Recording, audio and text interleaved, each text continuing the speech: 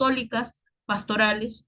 Este es todo un patrimonio eclesiástico de pensamiento y acción.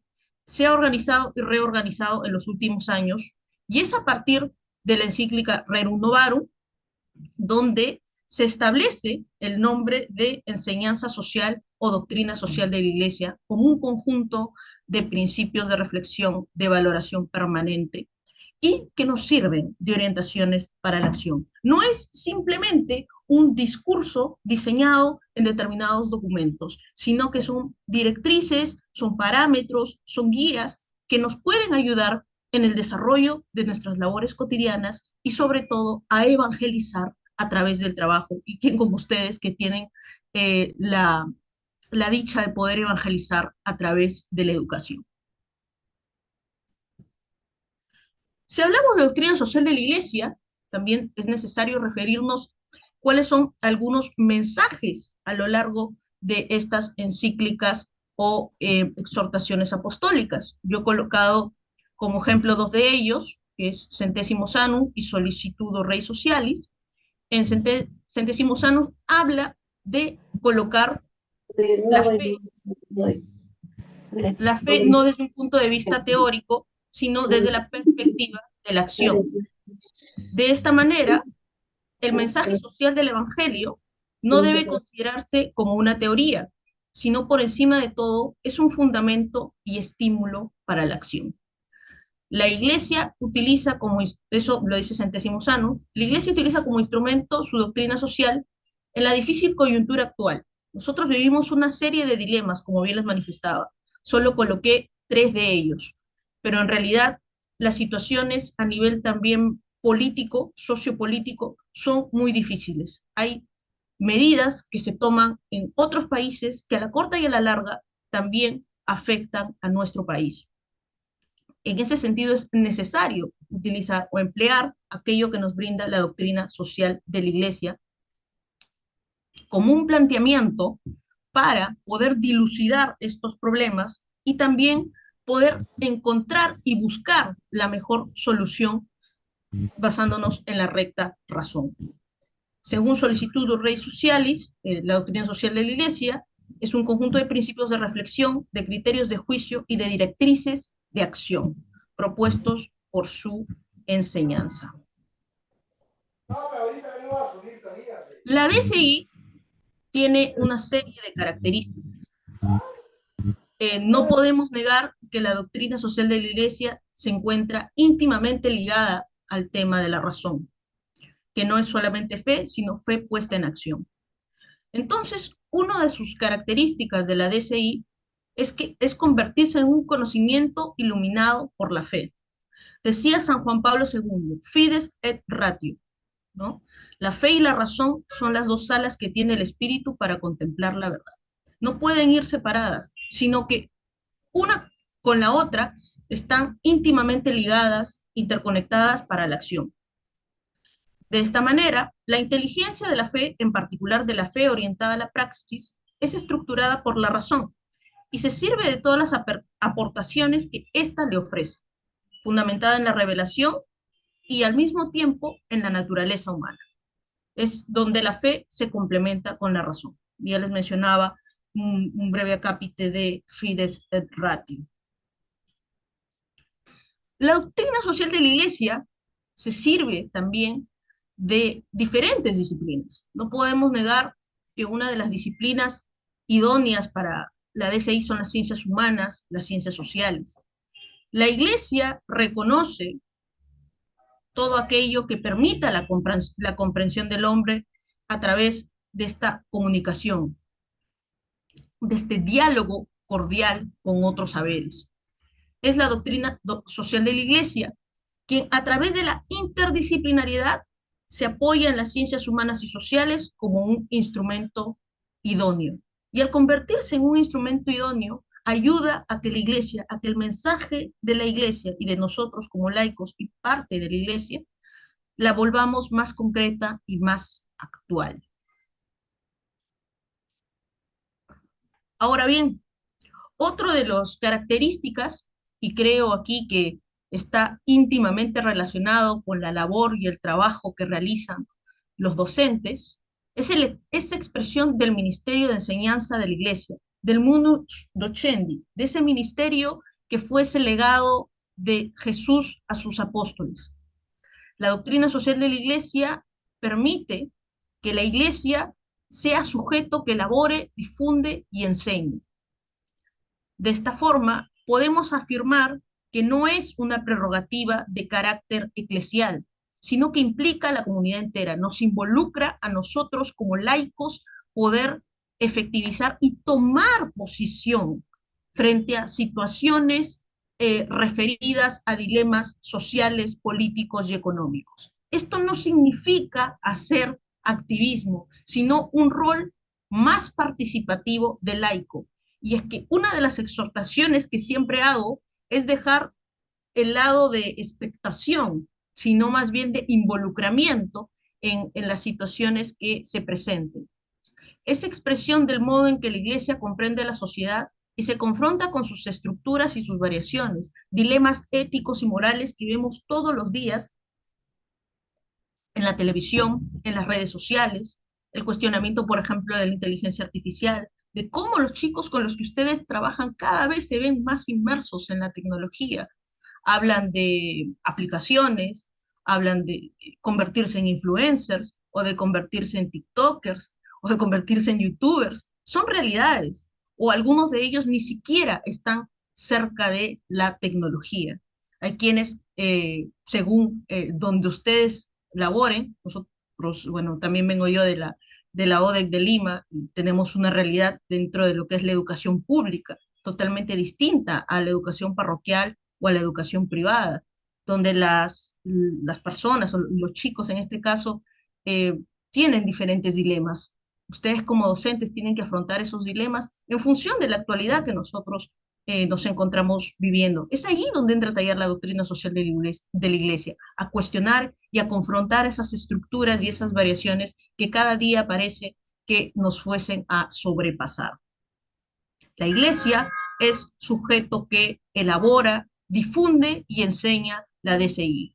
Y ustedes como maestros son parte no solo de laicos a través de la iglesia, sino que tienen una misión que es la evangelización a través de la educación. Este ministerio de enseñanza, que es una de las características de la doctrina social de la iglesia, los acoge ustedes como mensajeros de difusión y de enseñanza de la doctrina social de la iglesia y de la palabra de Dios. Hacia una sociedad reconciliada en la justicia y el amor. Es que una de las características también de la doctrina social de la iglesia es esta visión global de la humanidad, no solo a nivel teórico, sino también a nivel práctico. No solamente la doctrina social de la iglesia nos ofrece principios y valores, sino también criterios de juicio, directrices de acción que de ellos derivan. Con esta doctrina, la iglesia busca una mejor organización de la sociedad, se convierte en exigencia y en dirección y formación de conciencias. De esta manera, la iglesia puede anunciar y denunciar. Anuncia la humanización y la salvación del hombre y denuncia al mismo tiempo los pecados de injusticia, violencia y atentados contra la dignidad humana. Es un mensaje que no se encuentra únicamente circunscrito a una determinada creencia o credo o religión, sino que es un llamado a todo el pueblo de Dios. La enseñanza social es un mensaje para la humanidad. Interpela la conciencia en orden a poder actuar con deberes de justicia y de caridad en la vida social. Trata y busca de constituir la verdad moral y busca respuestas apropiadas según el ministerio de cada cristiano. La DCI implica al mismo tiempo una responsabilidad relativa a la construcción, la organización y el funcionamiento de la sociedad. Nos interpela obligaciones políticas, económicas, administrativas, de naturaleza secular. Como les decía, esto no es un tema clerical, sino es un tema que nos involucra a todos nosotros. y que pertenece a los fieles laicos, no a sacerdotes, no a religiosos. Representa también signo de continuación y de renovación. La iglesia se actualiza de manera permanente. Es un taller siempre abierto a acoger la verdad y la novedad contingente. Busca trazar caminos de justicia y de paz, independientemente de las culturas, de las ideologías, de los paradigmas o estereotipos que encontremos dentro de la sociedad. Se mantiene idéntica y es una inspiración de fondo y de principios de reflexión, sobre todo en su unión con el Evangelio. ¿Cuál es la base de la DCI? ¿Cuál es la base de la doctrina social de la Iglesia? ¿Y en dónde encuentra sus puntos de apoyo? La enseñanza social católica encuentra como principio base, y siempre será así, la dignidad de la persona humana.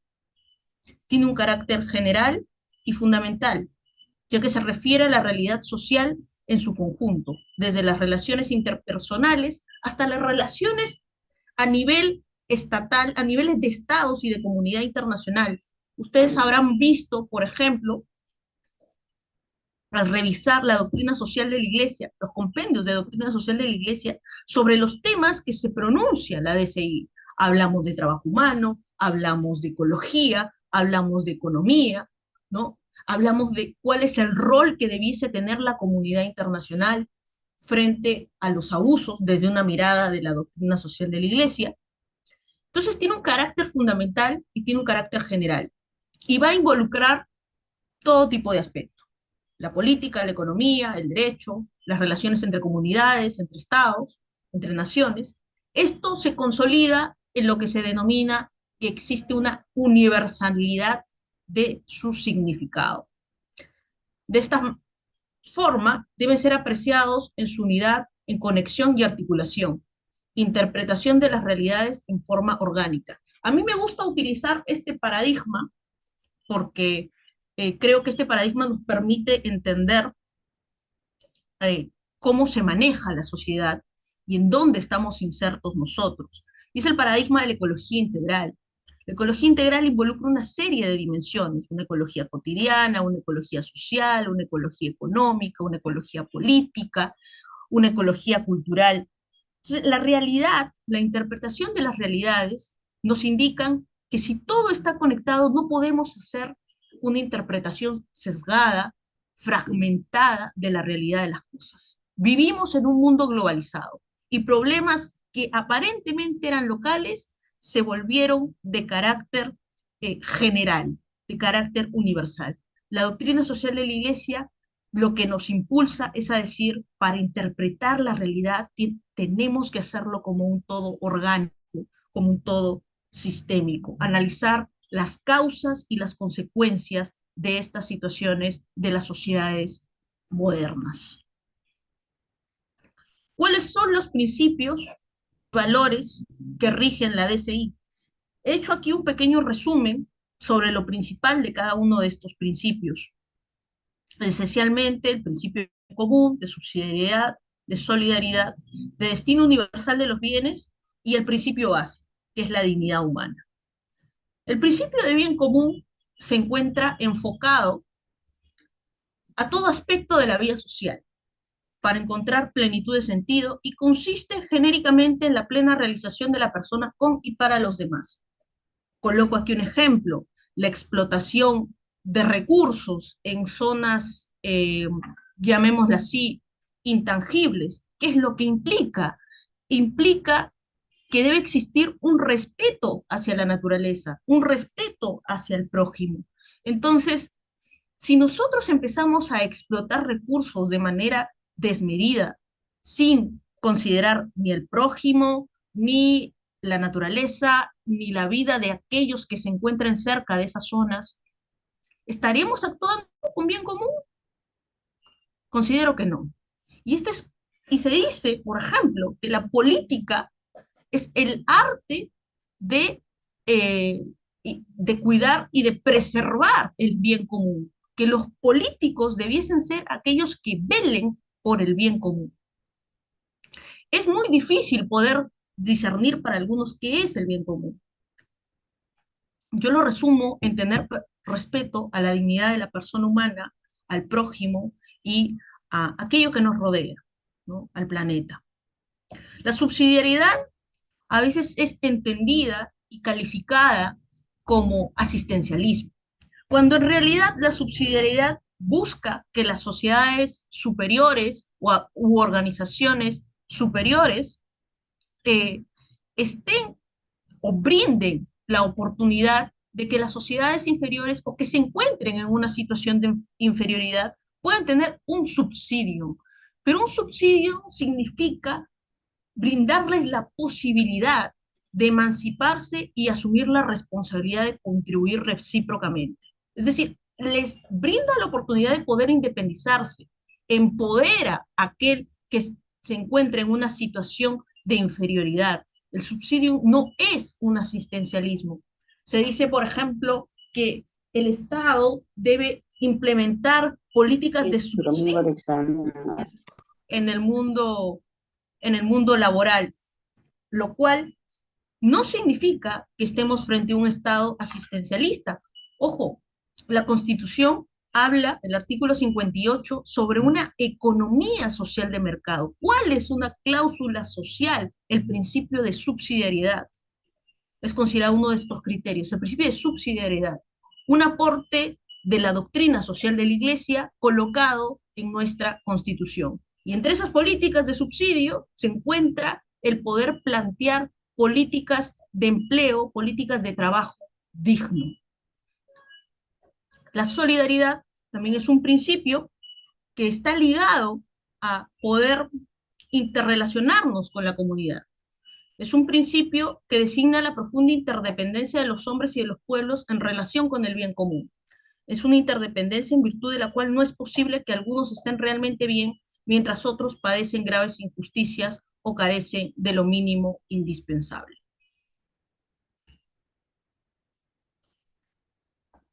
Otro principio que a veces no es muy bien interpretado en lo referido a temas de propiedad privada es que la propiedad privada siempre debe tener un rol social.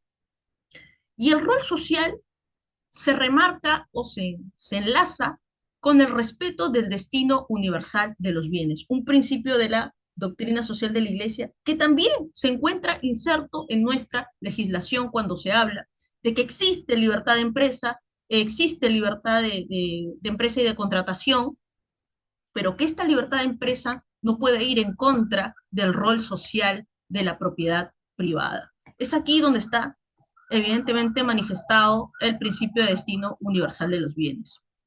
Dios ha creado y entregado a la tierra a todos los hombres, a todo el género humano, para que por medio de ella se sustenten todos sus habitantes de la tierra sin excluir a nadie ni privilegiar a ninguno. La dignidad humana, como base de toda la doctrina social de la Iglesia, de los principios y valores de la DCI, la inviolable dignidad de la persona humana es intrínseca porque es imago Dei, es imagen de Dios. Como imagen de Dios, la vida de todo ser humano es sagrada e inviolable. Y aquí viene también una serie de cuestionamientos acerca de temas tan actuales, pero al mismo tiempo terribles, como la eutanasia, la eugenesia o el aborto terapéutico. La iglesia fundamental de los seres humanos ante Dios tiene como consecuencia la imposibilidad de justificar ninguna discriminación ante las leyes humanas. La Constitución dice que la persona es el fin supremo de la sociedad y el Estado. Y ese es el artículo primero de nuestra Constitución. Sobre la base de ese artículo es que se generó toda la parte dogmática, es decir, de derechos humanos. El aporte de los derechos humanos es un aporte, indefectiblemente, de la doctrina social de la Iglesia y del cristianismo. Entonces, la pregunta viene aquí. Aquello que parte de un sentido ético, de un sentido teológico, y que se encuentra impregnado en nuestra legislación, se tendría que pasar por encima, se tendría que sobrepasar, se tendría que emitir disposiciones normativas que contravengan la naturaleza humana o la dignidad de la persona humana, cuando esa es la base no solo de la doctrina social de la Iglesia, sino de todo nuestro sistema jurídico. Son preguntas o cuestionamientos que a veces nosotros los abogados nos hacemos, porque nos encontramos dentro del sistema jurídico con normas que permiten una serie de arbitrariedades. Yo les pongo un pequeño ejemplo, un comparativo. La Constitución del 79 hablaba acerca del derecho que tenían los trabajadores a la estabilidad laboral. Sin embargo, la Constitución del 93 esboza en, no recuerdo si en el artículo 27 o 28, la protección contra el despido arbitrario. Y desde mi perspectiva, y perspectiva de derechos humanos, eh, hubo una especie de retroceso en esa premisa. Claro ejemplo es que posteriormente se emiten una serie de normativas a nivel laboral y con ello una serie de modalidades de contratos que en la práctica son una especie de pantalla de estabilidad laboral, pero no es lo que realmente debería considerarse como un derecho al trabajo. Entonces son normativas que si bien pudieron haber tenido muy buenas intenciones o flexibilizar para en ese momento generar mayores facilidades para las inversiones, a la corta y a la larga terminan también causando una fuerte anomia social y un fuerte estado de intranquilidad y de estrés en la población. Todos los valores sociales son inherentes a la dignidad de la persona humana. Entre los valores que indica la DCI se encuentra la verdad, la libertad, la justicia y el amor. Y también la caridad. Su práctica es el camino seguro y necesario para alcanzar la perfección personal y una convivencia social más humana. La doctrina social de la Iglesia interpela a cada uno de nosotros como laicos, pero también nos cuestiona en nuestro actuar dentro del campo social, dentro de las estructuras sociales. Constituyen la referencia imprescindible para los responsables de la vida pública, es decir, de los operadores políticos, de los operadores estatales, y estamos llamados a realizar las reformas sustanciales de las estructuras económicas, políticas, culturales y tecnológicas, y los cambios necesarios en las instituciones. Y cuando me refiero a instituciones, me refiero no solamente a instituciones de tipo público, sino también de tipo privado, y en las propias instituciones que se establecen dentro de la misma Iglesia Católica. Entre los valores tenemos la verdad, la justicia, la caridad, la libertad. La verdad que actualmente sufre todo un proceso de relativización. Se habla de verdades relativas, se habla de verdades tecnocráticas y no de una sola verdad. Considero desde mi óptica, una misión de los laicos buscar la verdad desde un sentido más humanizante y de desarrollo integral para los seres humanos y los seres humanos en comunidad. La justicia, creo que mejor ejemplo de justicia es dar al César lo que es del César y dar a Dios lo que es de Dios. Nosotros en derecho, lo primero que nos dijeron es, ustedes no van a ser abogados. Yo vengo de una universidad católica. Me dijeron, ustedes cuando tengan algún tipo de conflicto, ustedes van a tener que ser juristas. ¿Y qué ser jurista es? El arte de defender lo justo, ¿no? De saber discernir aquello que es justo o no. Y es que cuando se encuentra un dilema entre el derecho positivo y la justicia, que es un valor de la doctrina social de la Iglesia, y es uno eh, de las bases del derecho como ciencia, si tenemos que discernir entre una norma jurídica positiva y la justicia, pues el jurista optará por la justicia, ¿no? La justicia consiste en la exigencia de dar a Dios y al prójimo lo que les corresponde, lo que es debido, lo justo, su derecho. La caridad supera la justicia. Se sé que cuando la justicia no alcanza, la caridad es una forma, es una alternativa de respuesta ante determinados dilemas. La caridad logra complementarla siguiendo la lógica de la entrega y del perdón. La libertad con el libre albedrío y nuestras acciones humanas, que pueden a veces tener fines buenos, pero los medios no son precisamente los adecuados. La libertad se conceptúa como signo y expresión esencial de la dignidad humana, por lo que su ejercicio es un derecho fundamental del hombre. Hay un derecho humano a la libertad. Si ustedes quieren revisar todo lo que son derechos humanos, lo van a poder encontrar en todo el acápite del artículo 2 de la Constitución Política del Perú. Y la defensa de los derechos humanos, como por ejemplo el derecho al trabajo, es accesible a través de procesos judiciales. Entonces, hay, todo lo que son derechos humanos se encuentra conceptuado en lo que es el artículo 2 de la Constitución Política del Perú. Y tienen plena libertad para poder revisar.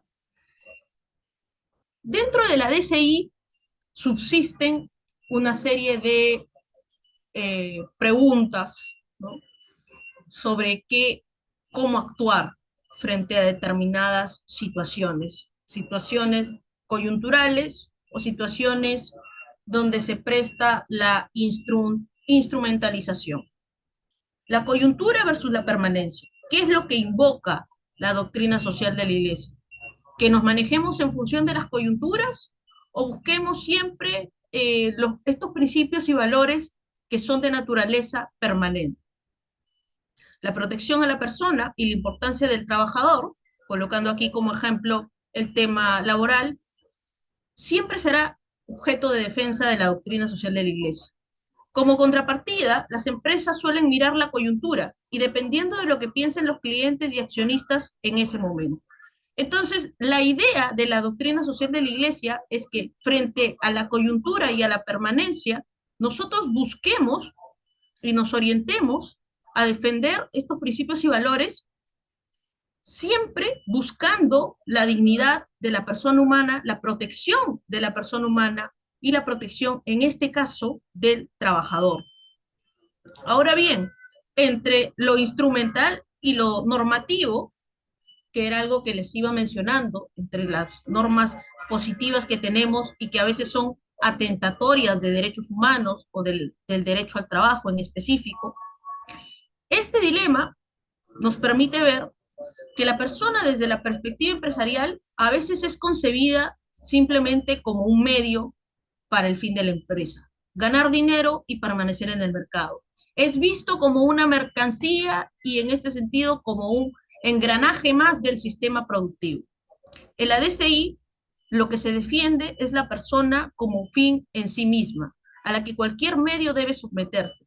¿El capital está por encima del trabajo humano? No. El capital termina siendo un instrumento para poder realizar un adecuado trabajo humano y digno. La doctrina social de la Iglesia entonces desdeña completamente la premisa de que el fin justifica los medios. Otro punto que es de cuestionamiento y se encuentra íntimamente relacionado con el ámbito laboral, con el mundo laboral, es la participación. Debido a que la persona es protagonista, tiene derecho a participar en las decisiones empresariales. Uno de los cursos que yo también enseño en la Universidad Católica de Trujillo es la responsabilidad social ambiental. Entonces, como políticas de responsabilidad social ambiental, las empresas lo que plantean es colocar a veces cuotas de participación de los trabajadores. Esto es una liberalidad de la empresa. Si gusta lo hace, si no, no. Sin embargo, también existen empresas que buscan capital social, no que son eminentemente económicas y que buscan solo su actividad productiva, sino que insertan a los trabajadores con una cuota de participación o le insertan en organizaciones que permiten su desarrollo profesional. Esta participación va a ser plausible desde la doctrina social de la Iglesia cuando, por ejemplo, se establezcan políticas de responsabilidad social donde permitan comprender que en las relaciones laborales o en las relaciones de trabajo existe la prioridad del desarrollo humano integral, existe la prioridad de la dignidad del trabajador y que esto no debe sobrepasarse. No son indiferentes, sino todo lo contrario, colocan en práctica esta responsabilidad social y expresan a través de un compromiso ético. Hay planes de responsabilidad social que insertan las empresas dentro de sus actividades económicas, y las personas que toman las decisiones, los empresarios que toman las decisiones, pasan de ser jefes a ser gestores con compromisos éticos que generan estrategias para ir implementando nuevas políticas de trabajo. Esto es plausible desde la doctrina social de la Iglesia, emplear políticas que mejoren el mundo laboral y que mejoren la, el trabajo digno, el trabajo humano. La DCI podemos calificarlo como un valioso referente fundamental para la humanidad. Y es sabido que la DCI, a través de los principios y valores, conforman una serie de estructurantes o de mínimos indispensables a los cuales la población puede acudir para la consecución de mejores condiciones de vida para todos. Y cuando hablo de personas, hablo de estructuras como el Estado, las empresas y la misma sociedad civil allí donde nos encontremos. Cabe aclarar que esta enseñanza social no ofrece recetas para solucionar problemas, pero sí principios y directrices que orientan hacia lo que se anhela en general. Las políticas públicas con una visión en doctrina social de la Iglesia van a tomar estos principios y valores y van a establecer nuevas formas de, por ejemplo, de economía, o nuevas formas de política, o nuevas formas de condiciones de trabajo. Esa es la idea de la doctrina social de la Iglesia. Los aportes de la DCI pueden generar la estructuración de una responsabilidad social cada vez más integral, inclusiva, respetuosa y firme en la consecución del bienestar para el mundo, más allá de acreditaciones mercadológicas.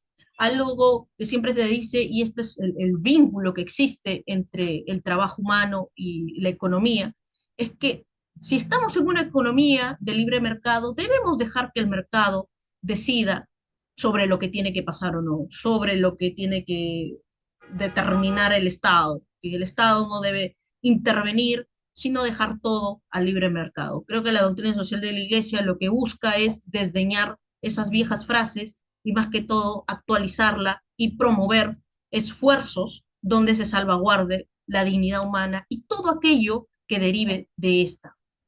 Entonces es posible afirmar que se está en la antesala de un gran logro en el devenir de la humanidad. ¿Quiénes pueden cambiar las reglas de la convivencia humana? ¿A quién le toca mejorar las condiciones y las estructuras sociales de cada país y del mundo? Quizás me digan que a los gobernantes, pero creo que es un trabajo conjunto del tejido social. ¿Qué conceptos previos tenemos nosotros acerca de lo que es el trabajo humano? Y uno de los primeros cuestionamientos es, ¿el hombre es cultivador y custodio de la creación? ¿Es dueño de la creación? ¿Está habilitado para explotar los recursos naturales de manera ilimitada y desmedida? Más allá de la visión ecológica o no que tengamos, el hombre es cultivador y custodio de la creación. ¿Esto qué significa? Que los bienes creados por Dios son bienes que el hombre no ha creado, sino que ha recibido como un don. Entonces, el creador le ha confiado en responsabilidad, lo que significa que el trabajo, desde una visión originaria, desde la visión de la creación, el hombre coadyuva a través del trabajo humano y se convierte en un administrador de la creación. Está llamado a ser cultivador y custodio de la creación, de tal manera que esta labor que él ejerce permanece inalterada. Ahora bien, el trabajo es fuente de redención para el ser humano. ¿Cómo es que el trabajo representa una forma de redención del ser humano? Porque se puede santificar a través de lo cotidiano, a través de las labores que nosotros realizamos, podemos hablar de que el ser humano se santifica desde lo cotidiano. El trabajo humano es una forma de redención porque permite desde cada labor que nosotros podamos realizar, ir evangelizando, ir comprometiéndonos como laicos. ¿El trabajo qué significa? ¿Que el hombre es opus servile o es un opus humano? Como les refería desde un inicio, el trabajo, ante todo, es un trabajo humano, es un trabajo que refleja el compromiso de nosotros con aquello que nos rodea, con la creación, con el prójimo y con aquella tarea que se nos es encomendada. Entonces, desde una óptica de opus humano, el trabajo dignifica al hombre, lo humaniza y lo ayuda como colaborador en la, en la labor que Dios le ha encomendado. Y una de las frases que a mí me gusta mucho es ora et labora. Entonces creo que es uno de los conceptos que debemos también tener en cuenta al momento de hablar sobre trabajo humano. El trabajo humano presenta una serie de dimensiones. Estas son las dimensiones que considera la, eh, la doctrina social de la Iglesia. Una misión, una dimensión objetiva, una dimensión subjetiva, una dimensión individual y social. Una dimensión objetiva en cuanto que es el conjunto de actividades, de recursos, de instrumentos y de técnicas que el hombre tiene a disposición para poder cumplir el trabajo humano. Y en un sentido de tipo subjetivo, en cuanto a su actuar como ser dinámico, implica realizar una serie de acciones que pertenecen al proceso de trabajo y se enlaza con su vocación personal, es decir, el trabajo humano como expresión de Dios, el trabajo humano como imagen de Dios. El trabajo entonces busca concretamente en ser una actividad que se ejercita no solamente para generar o producir dinero, sino también para poder concretizar la dignidad desde lo personal. Ahora bien, ¿qué significa que el trabajo tenga una dimensión social? Ya les decía, el Estado tiene como misión, como obligación, poder plantear y establecer una serie de políticas públicas que busquen que el trabajo pueda desarrollarse dentro de un campo social adecuado, dentro de un campo social que le permita a los trabajadores y a las empresas encontrar una dignificación en sus labores. El trabajo también es una dimensión social porque no podemos negar que para hablar de un derecho al trabajo debe existir un sistema jurídico que brinde las pautas necesarias para poder defenderlo. El derecho al trabajo existe, bueno, el tema del trabajo existe como un deber por parte del Estado, también existe como un derecho por parte de nosotros como la sociedad civil. Y tiene una dimensión individual en cuanto que cada persona es libre de elegir el trabajo que mejor le parezca, siempre y cuando no se atente contra el orden público y las buenas costumbres. Y en nuestro caso, mientras no se atente con aquello que es cuestionable a través de la doctrina social de la Iglesia. ¿Cuáles son las interacciones que tiene el trabajo humano? Se habla acerca del trabajo versus el capital, que el capital debe anteceder al trabajo o que el trabajo debe anteceder al capital. Lo que es cierto es que el capital va a brindar aquellos instrumentos, aquellos elementos necesarios para poder realizar o efectivizar un sistema de producción. El capital está directamente ligado al tema del trabajo. Entonces, en un sistema económico es necesario el capital, pero no puede ir desligado del trabajo. Porque ¿de qué me sirve tener todo el sistema de producción si no puedo ejecutarlo, si no puedo efectivizarlo? El trabajo coadyuva a esa efectivización. Entonces, trabajo y capital van de la mano, pero no es que uno se superponga por encima del otro. Uno no puede existir sin el otro. Participación en la propiedad de la empresa. Y les decía acerca de estas cuotas de participación que por lo general se suele diseñar en planes de responsabilidad social y que eh, permiten a los trabajadores ser parte de la empresa. Por otro lado, una forma de participación y que se encuentra regulada y que más que todo es una obligación también de la empresa, es la participación en el tema de las utilidades. Hay empresas que hacen partícipes a los trabajadores por ser un derecho, ¿no? Dependiendo de la modalidad contractual en la que se encuentre. Trabajo digno. La idea es que el trabajo no caiga en una explotación, sino todo lo contrario. El trabajo pueda dignificar a la persona, pueda ser una expresión de la dignidad de la persona. El descanso es un derecho, pero que también lo contempla la doctrina social de la Iglesia. Quisiera que se vayan dando cuenta de cómo la doctrina social de la Iglesia también ha sido reflejo de los sistemas sociales que nosotros tenemos y de los sistemas jurídicos, y sobre todo el sistema jurídico peruano. Al revisar la Constitución, me he tomado el trabajo de hacer eso en algún momento, hay muchas manifestaciones de la doctrina social de la Iglesia en la Constitución, en nuestra Constitución. Yo les mencionaba el artículo 1, les mencionaba el tema del derecho al trabajo, en el artículo 26, los temas de la dignidad humana, es decir, tener igualdad de oportunidades, eso es doctrina social de la Iglesia. La defensa de los trabajadores, eso es doctrina social de la Iglesia. El derecho a la huelga, el derecho a la sindicalización, eso es doctrina social de la Iglesia. Eso no es activismo, es doctrina social de la Iglesia. Se encuentran en documentos referidos a la doctrina social de la Iglesia, como la Rerum Novarum y la Laudes Exercens, que les voy a mencionar. El descanso es un aporte de la doctrina social de la Iglesia, y podría ir yo más allá, es un aporte de la teología en general, y que se encuentra contemplado también en nuestra legislación laboral. Entonces, el descanso es un derecho de los trabajadores. No podemos, si hablamos de un trabajo digno, de un trabajo humano, de un trabajo que ayuda a armonizar las relaciones entre, entre el trabajador y su familia, estamos hablando de que es necesario que exista un trabajo lo suficientemente medible y que no se caiga en una explotación. Y la forma de evitar en caer en la explotación es el tema del descanso. Es un derecho también contemplado.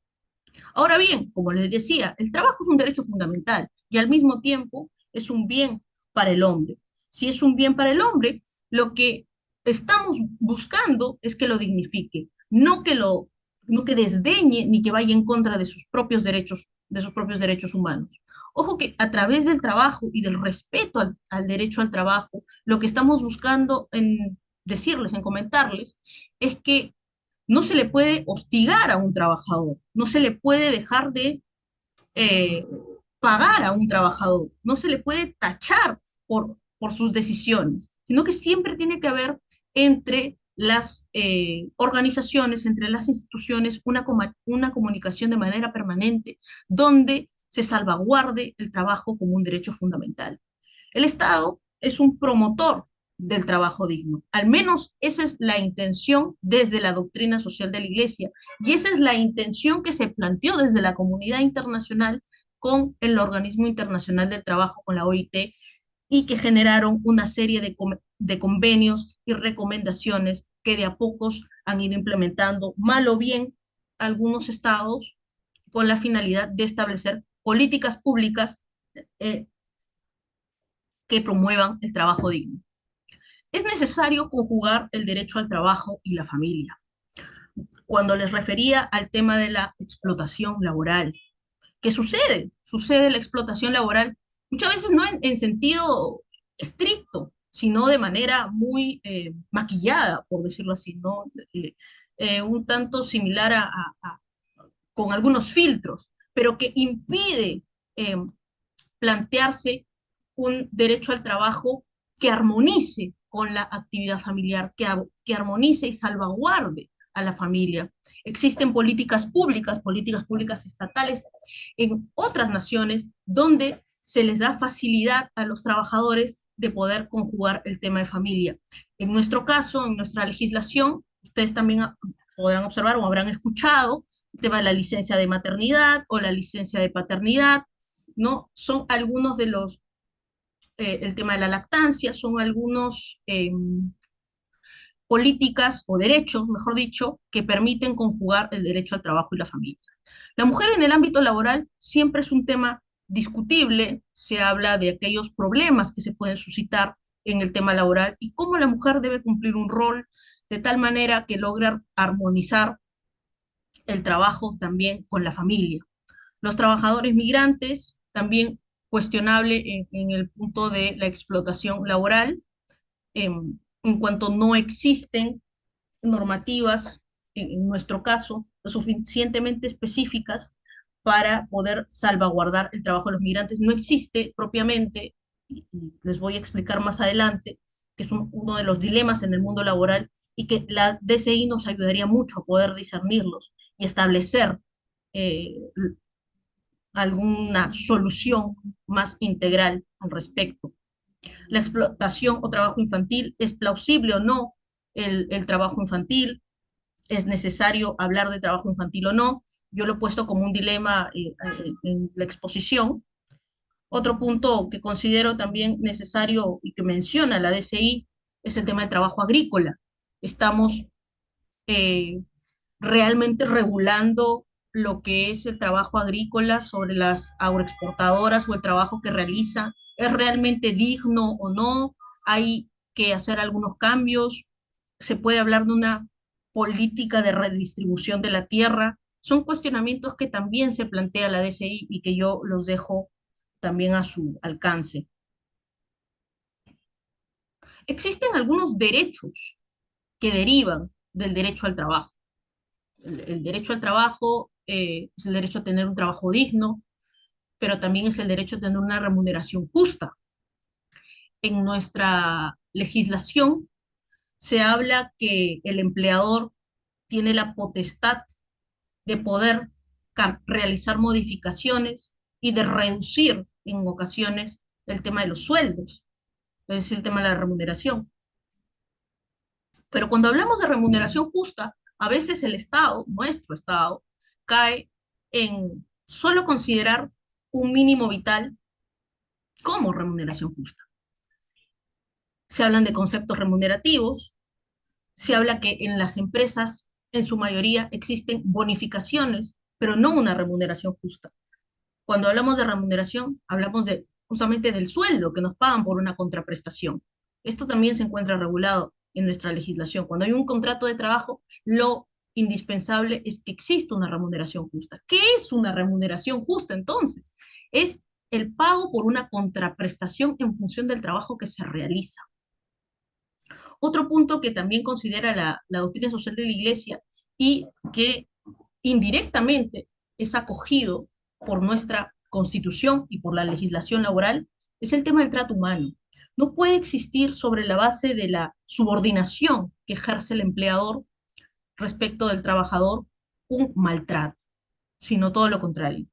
Es necesario que exista un trato humano, que exista una comunicación efectiva, que pueda facilitar encontrar alternativas de solución respecto de contingencias laborales. El trato humano es parte del derecho al trabajo y si no existe un adecuado trato humano, conlleva a poder plantear una serie de acciones judiciales al respecto. Del tiempo que llevo trabajando en la ODEC de Lima, que ya son 5 años, lo que he podido observar en algunas ocasiones es que algunos funcionarios no tienen un adecuado trato humano con los docentes. Entonces, desde poder darles facilidades en cuanto al ingreso de un expediente de contratación, cuando estamos en estos procesos de contratación en los meses de enero y febrero, eso también es una forma de salvaguardar el trabajo. Es necesario que también exista una adecuada comunicación, como les digo, entre el empleador y el trabajador. De lo contrario, si estamos envueltos o inmersos en un maltrato, y viceversa, del trabajador con el empleador, un respeto siempre, podemos estar cayendo, incurriendo, ¿no? El empleador puede estar incurriendo en algún tipo de falta grave. El derecho a la huelga y el derecho a la sindicalización, que en ocasiones es calificado como que se hace algún tipo de activismo desde la doctrina social de la Iglesia, pero lo cual es falso. El derecho a la huelga es un derecho constitucional, es un derecho a nivel de nuestra legislación laboral también, y el derecho a sindicalizarse también. ¿No? El derecho a la huelga y el derecho a la sindicalización están íntimamente ligados. Con la sindicalización, los trabajadores pueden agruparse, pueden asociarse, cumpliendo determinados requisitos para poder iniciar una huelga. Una huelga es un reclamo justo respecto de alguna vulneración de derechos. Inclusive se establece todo un pliego de reclamaciones que facilita las negociaciones entre el empleador y el trabajador. Considero desde mi óptica que el derecho a la sindicalización que establece la doctrina social de la Iglesia ha brindado las pautas para lo que serían las legislaciones a nivel internacional sobre el tema de derecho al trabajo, ¿no? Por eso muchas de las recomendaciones y convenios de la OIT, de la Organización Internacional del Trabajo, tienen conceptos de doctrina social de la Iglesia planteados en el mundo laboral. Ahora bien, yo quería mostrarles un pequeño video sobre, este, sobre el tema de la doctrina social de la Iglesia. A ver,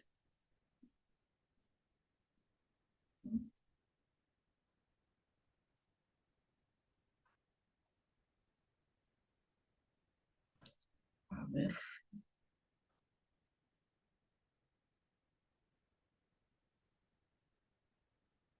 a ver, a ver.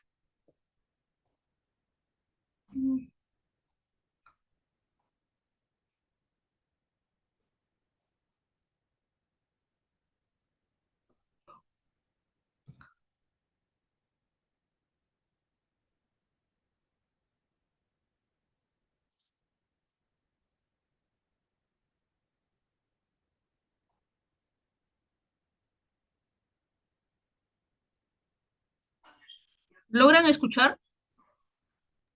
Aún no se escucha, Sí, sí se escucha, yo escucho. no se escucha. No se escucha. No se escucha. No se escucha, ya. No se escucha. Sí se escucha, yo escucho. No se escucha nada. Yo tampoco escucho, no se escucha. Escuchaba hasta hace un momento. De ahí ya Ah, no. sí, sí, sí, No se esperen, escucha ahorita. nada. ¿Ahí se escucha? No ha compartido el No. video, Ahora sí. solamente se ve el PPT. No se escucha. Si no lo dejamos ahí, no hay problema, no hay problema. Lo dejo ahí junto con el PPT. En algún momento. En realidad No está compartiendo el video, eso es lo que pasa. Sí, sí, no, no se preocupen, lo voy a dejar ahí el video, ¿no?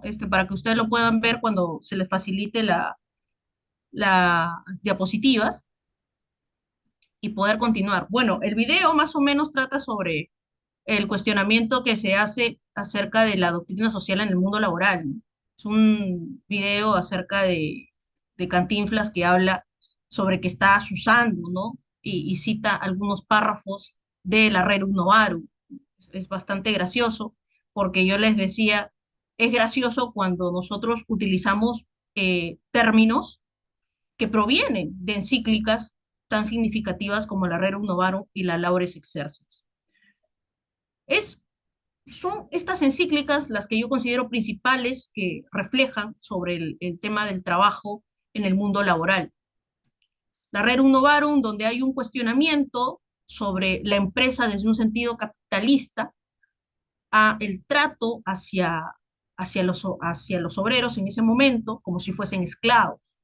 Y se desdeña completamente el concepto de dignidad de la persona humana, y esto significa que el trabajador se convierte en un elemento más del sistema de producción, en un engranaje más de este sistema de producción, y que solamente está orientado a producir y a generar actividad económica sobre la base de su amo, de su empleador, en este caso, en el contexto en el que se desarrolló la Rerum Novarum.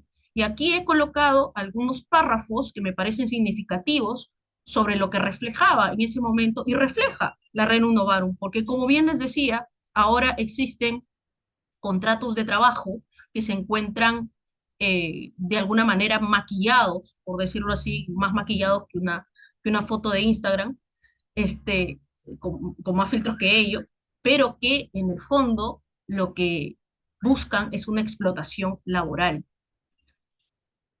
Bueno, uno de los párrafos sobre Rerum Novarum es: los deberes de los capitalistas y de los amos no es tener en modo alguno a los obreros como esclavos, sino respetar en ellos la dignidad de la persona humana, principio base de la doctrina social de la Iglesia, ennoblecida por el carácter cristiano. Ante la razón y ante la fe, el trabajo realizado por medio de un salario no degrada al hombre. El trabajo dignifica al hombre, no puede llevarlo a un menoscabo y un detrimento de su dignidad. Antes le ennoblece, pues lo coloca en situación de llevar una vida honrada mediante él. Es verdaderamente vergonzoso e inhumano el abusar de los hombres como si no fuesen más que cosas, exclusivamente para las ganancias, y no estimarlos sino en tanto cuanto valgan sus músculos y sus fuerzas.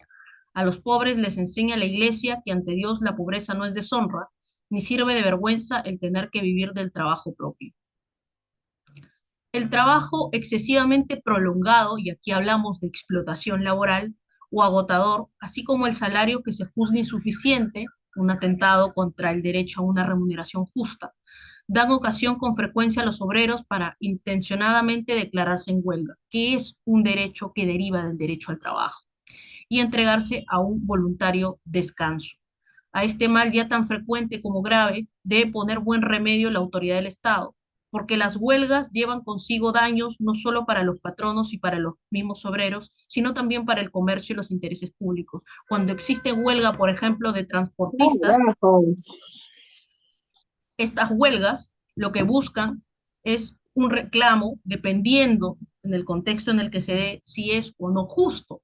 Pero lo cierto es que ante este tipo de situaciones existe una afectación también a las instituciones que lo rodean, una afectación directa a las personas, una afectación a los intereses públicos.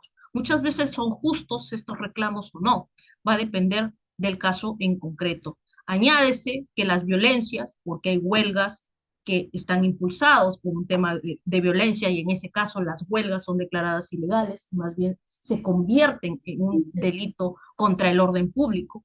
A que en ordinario dan lugar a las huelgas con mucha frecuencia, pone en peligro aún la misma tranquilidad.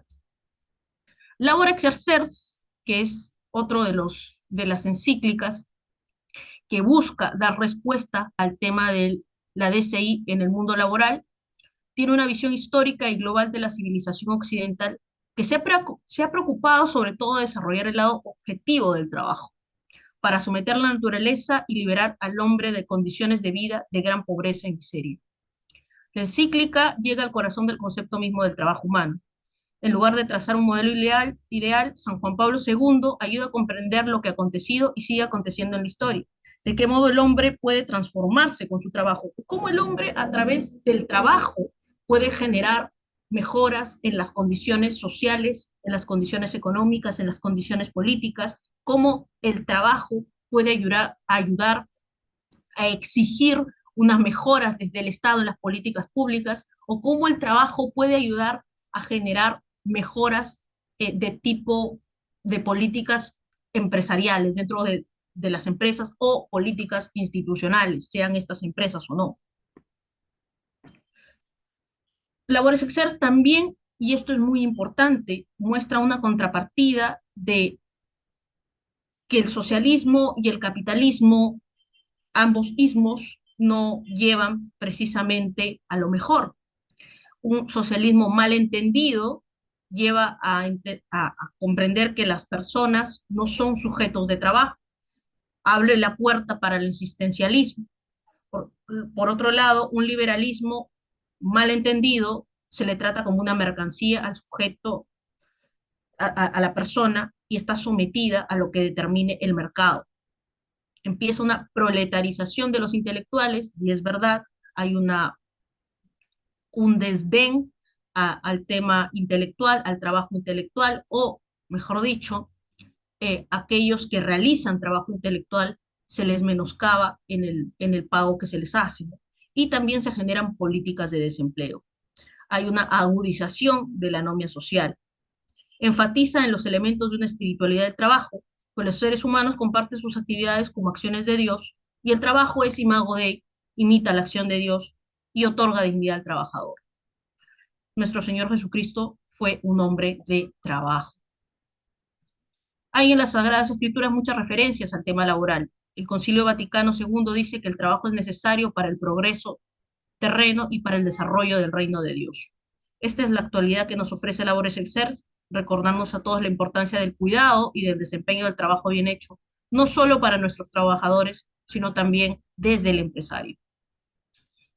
Estos son algunos extractos que he podido tomar de un discurso de Francisco sobre el tema de la importancia del trabajo humano.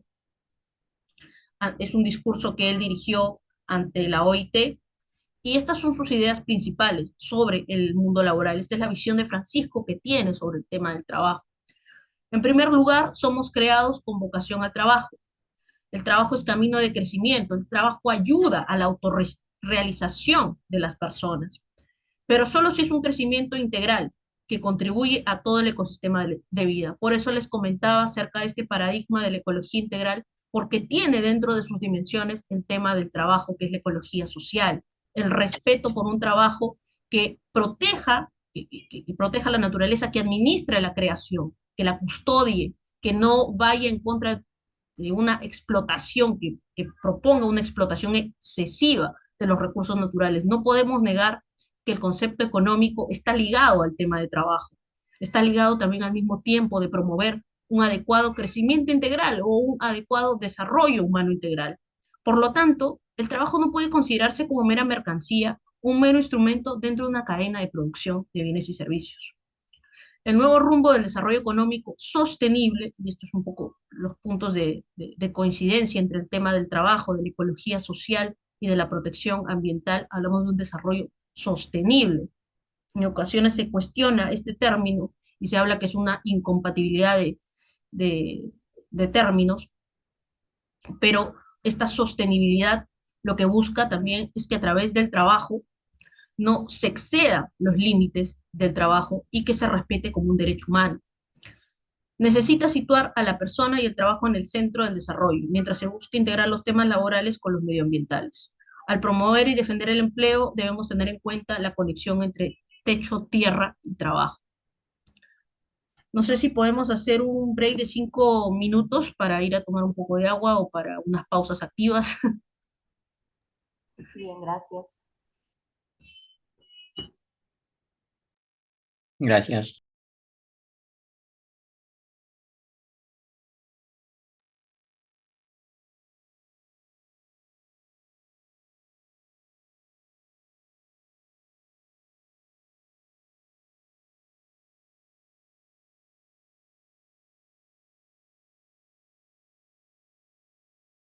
Era intencionalmente porque lo primero que voy a hacer es preguntarles si algunos de ustedes, y yo asumo que la mayoría, han leído Gravissimum Educationis.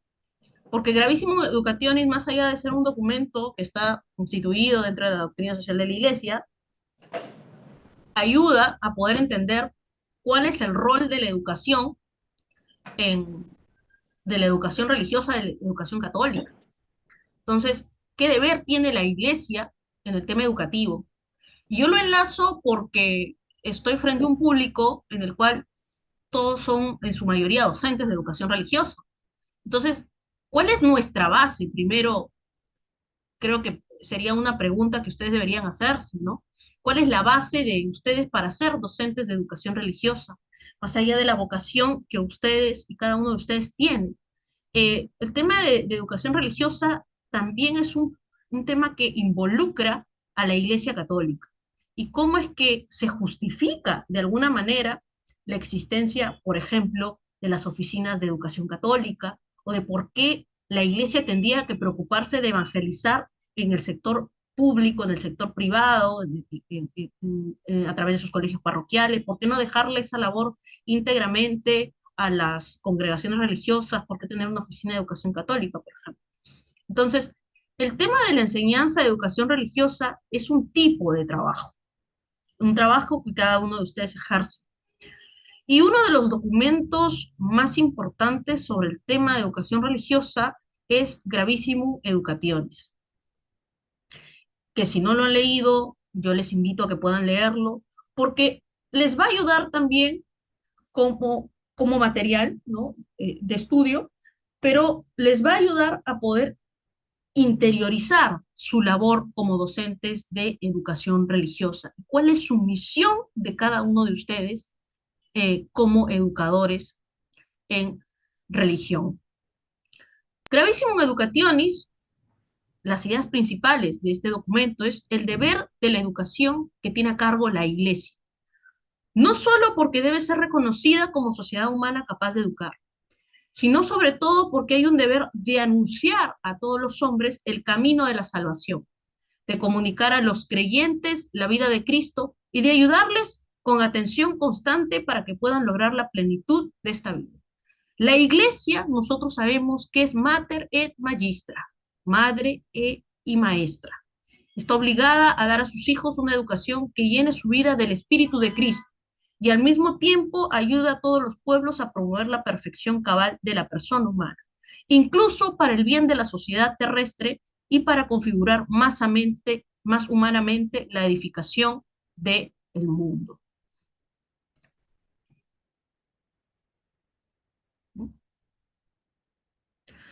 Ahora bien, ¿dónde también se encuentra sustentado el trabajo de la educación religiosa? Todo el tema educativo tiene un capítulo especial dentro del Código de Derecho Canónico y en determinados acápites. Y son estos acápites los que también justifican el rol del docente de educación religiosa y la enseñanza de la educación religiosa católica en los diferentes estamentos. El Código de Derecho Canónico, por ejemplo, en el Canon 804, refleja e indica que depende de la autoridad de la Iglesia la enseñanza y la educación religiosa católica, que se imparte en cualesquiera de las escuelas o se lleva a cabo en los diversos medios de comunicación social. Entonces, existe un deber de la Iglesia de enseñanza y de educación religiosa católica. Y esta es una prueba tangible de por qué existen los profesores de educación religiosa. Más allá de la labor evangelizadora, existe un documento jurídico que los avala en cuanto a su labor. Porque lo que ustedes van a escuchar en su actuar diario, y por eso les decía que con 5 años en la ODEC he escuchado muchas cosas de diferentes funcionarios, de que la educación religiosa católica tendría que cambiarse y que debería tener otro tipo de concepto, o otro tipo de calificativo, y que los profesores de educación religiosa más bien deberían convertirse en profesores de educación ética u otro término, valores también he escuchado que utilizan. Sin embargo, a través del Código de Derecho Canónico ustedes se encuentran respaldados, pero también me dirán, eso será dentro del ámbito eclesial. Sin embargo, como todo es una coherencia y dentro de un sistema como el que nosotros tenemos, un sistema jurídico, existe una coherencia para poder justificar la enseñanza de educación religiosa y con ello el trabajo humano desde la educación religiosa, en nuestro caso, con el tema de las ODECs. El acápite, el literal de 2 del Canon 804, habla expresamente de los profesores de educación religiosa, ¿no? Cuide el ordinario del lugar, es decir, el obispo, de que los profesores que se destinan a la enseñanza de la religión en las escuelas, incluso en las no católicas, destaquen por su recta doctrina, testimonio de vida y su actitud pedagógica. Esto es clave. Esto les decía en algún momento en la Comisión de Educación de la Conferencia Episcopal, que estos son los requisitos que debe tener el perfil del docente de educación religiosa. Recta doctrina, un conocimiento de la doctrina. Testimonio de vida. Yo no puedo dar aquello que no soy. El testimonio de vida siempre es reflejo de aquello de lo que se dice. Si yo conozco la doctrina, la aplico en mi vida cotidiana, en mi actuar cotidiano, y su actitud pedagógica.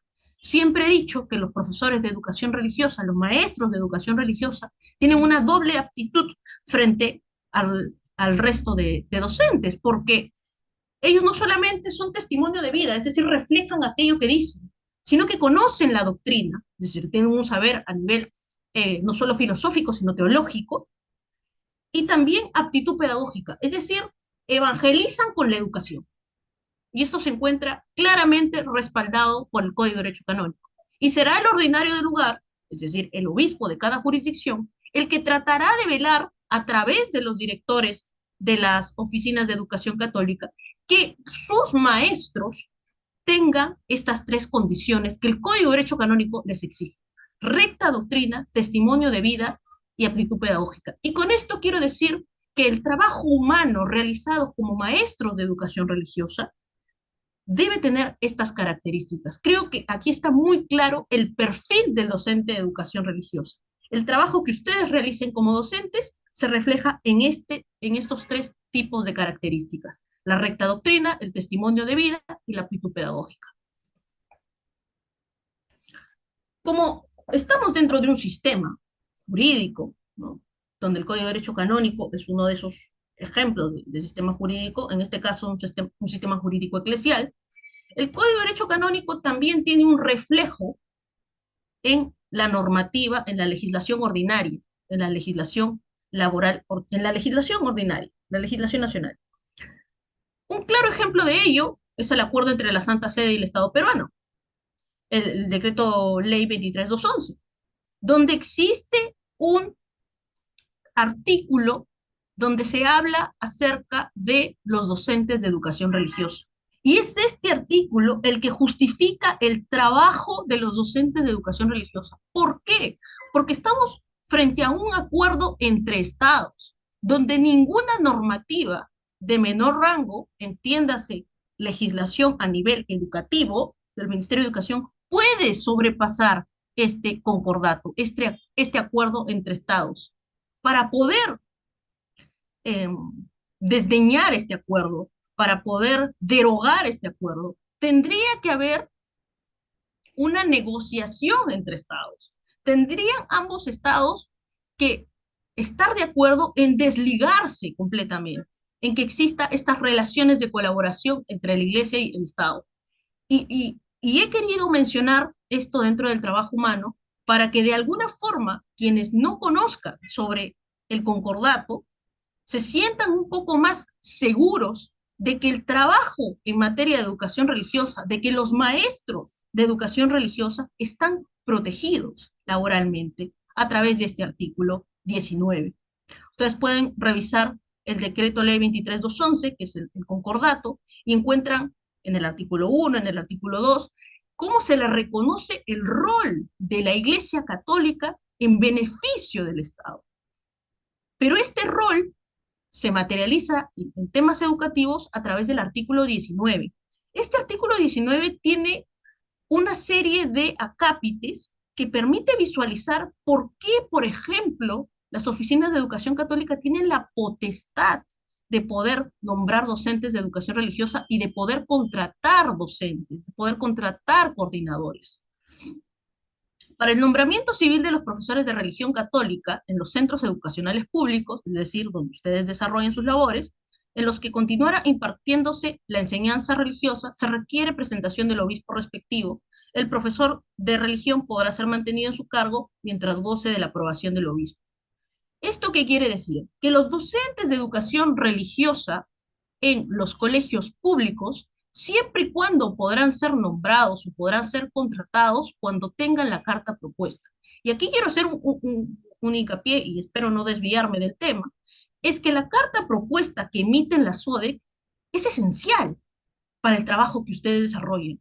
Pero ustedes desarrollan sobre la base de la confianza de un obispo. Es decir, la evangelización a través de la educación se sustenta en esa carta propuesta donde ustedes pueden dirigirse a un proceso de contratación o a un proceso de nombramiento. O sea, quiero llegar a decirles la importancia de la confianza que tienen las ODEX en los profesores de educación religiosa.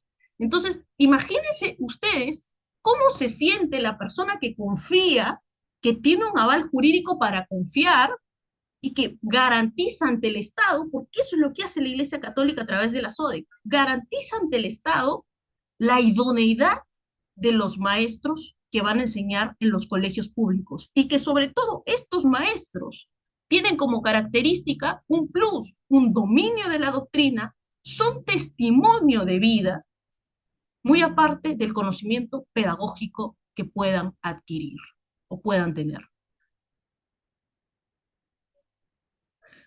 Estas son algunas reflexiones sobre la base de lo que he ido leyendo del perfil docente de educación religiosa y cómo el maestro de educación religiosa es en realidad alguien que obra desde la humanidad, que obra desde el Evangelio.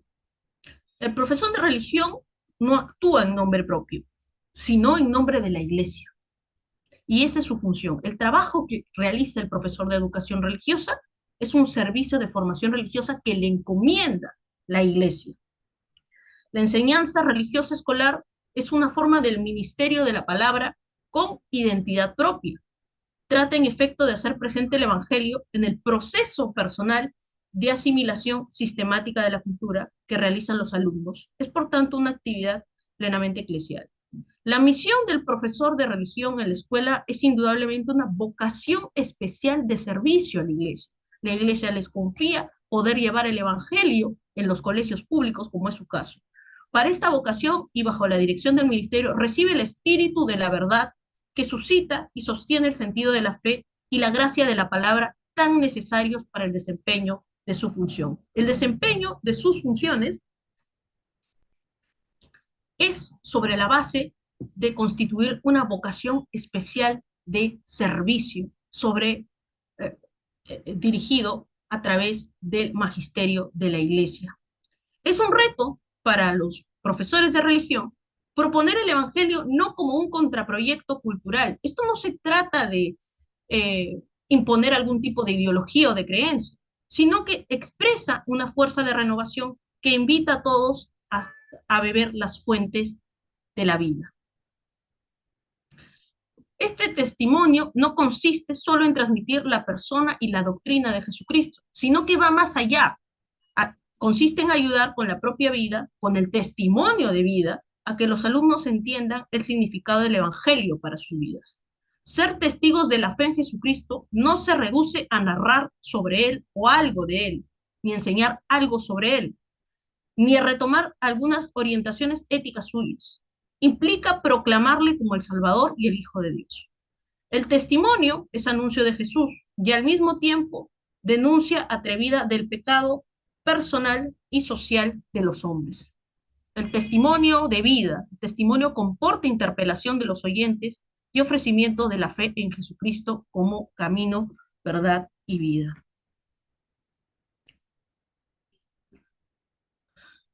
Cuando hablamos de dilemas éticos y dilemas morales en el mundo laboral, nos estamos refiriendo a aquellas situaciones en las cuales las personas nos podemos encontrar inmersos. Y existe en cualquier campo profesional, sea la medicina, sea la educación, sea el derecho, la psicología, la misma biotecnología que se cuestiona aquellos avances tecnológicos en favor de la salud, pero que a veces pueden estar involucrados en atentados contra la dignidad de la persona humana. Estos dilemas éticos se manifiestan de tal manera que a veces lo podemos considerar como un cuello de botella y no sabemos en qué momento y cómo podemos tomar una decisión correcta. Surgen en los trabajadores cuando se les presenta un conflicto entre dos normas éticas. Existe una dificultad para establecer cuál es la decisión correcta y por qué cualquier acción posible implica violar un principio moral. Para que existan, debe existir una situación en la cual es necesario tomar una decisión basándose en tres principios. Primero, debe existir al menos dos decisiones posibles entre las cuales elegir. Dos, todas las opciones posibles implican actuar contra un principio ético. Nosotros cuando hablamos en el derecho sobre principios, y es que, por ejemplo, el tema del derecho al trabajo nace del principio de la dignidad humana, por eso se habla de trabajo digno, se habla que el trabajo no puede menoscabar la dignidad humana y eso se encuentra regulado constitucionalmente. No entendemos por qué existen normas o normativas que atentan contra estos principios. Los principios desde el punto de vista ético, desde el punto de vista jurídico, son los que nos ayudan a poder discernir frente a los dilemas morales que nos podamos encontrar en cualquier campo profesional en el que nosotros nos desarrollemos. En la mayoría de estos casos, la decisión apropiada suele ser aquella que permite mayores beneficios y menores perjuicios para los afectados. Y aquí yo he considerado algunos casos sobre dilemas éticos. En la psicología, por ejemplo, un paciente que confiesa algún tipo de delito y que el psicólogo por eh, reserva profesional, por secreto profesional, no puede develar. Se encuentra aquí dentro de un dilema ético. En la educación, ustedes, cuando se encuentran quizás con chicos que cuestionan algunos determinados conceptos, como por ejemplo explicarles sobre el tema de los anticonceptivos, o sobre el aborto terapéutico, sobre la eutanasia, sobre la eugenesia, sobre el derecho a morir, como algunos juristas hablan, ¿no? Algunos abogados hablan acerca del derecho a morir, sobre la base del ejercicio de las libertades.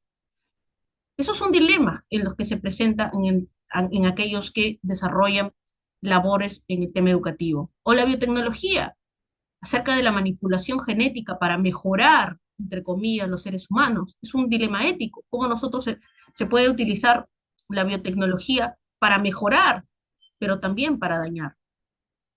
El periodismo, como por ejemplo cuando existen algún tipo de noticias de las cuales no se tiene certeza, pero que por conseguir mayor publicidad o quizás elevar el estatus profesional, entre comillas, se publicita algo que es una media verdad, que termina siendo engañoso.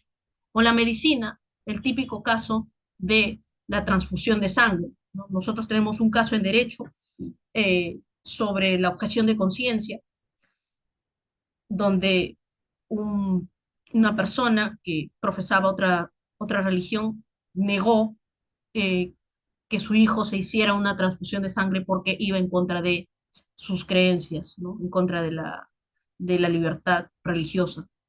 Son dilemas que en ocasiones se presentan dentro de la medicina, dentro de la psicología, de la educación y de diferentes campos profesionales. Es lo que nosotros vamos a tener que afrontar día a día. Y yo les decía, el tema de la tecnología es algo indudablemente que nos acompaña.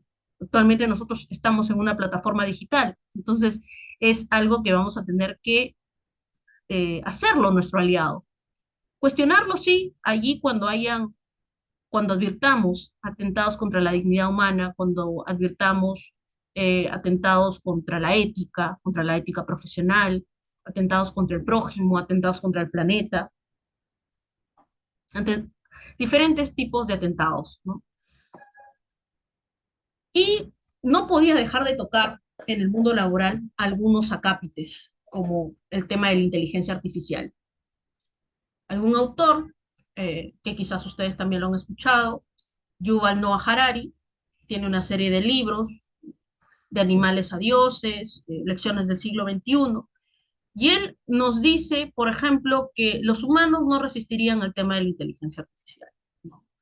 Que van a haber trabajos que a la corta o a la larga su tendencia es a la automatización y a que desaparezca.